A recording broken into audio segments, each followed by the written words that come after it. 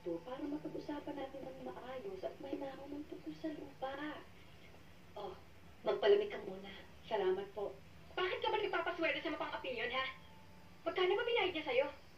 Kapatid din naman kita, bakit mo ako kinakalaban?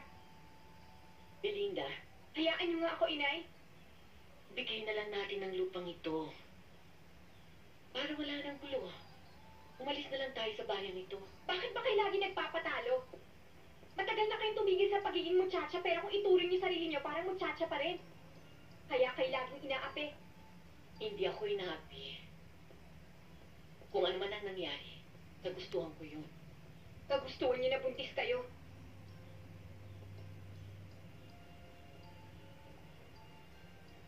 Kung hindi ako nabuntis, wala ka. Mabuti pa nga sigurong wala ako rito kung ganito rin lang. Belinda, Isa ka pa. Kung gusto mong tumulong sa mga masasamang tao, tumulong ka sa kanila. Pero huwag mo kaming idamay. Kailanman hindi ko binitawan ang katirasong lupang ito.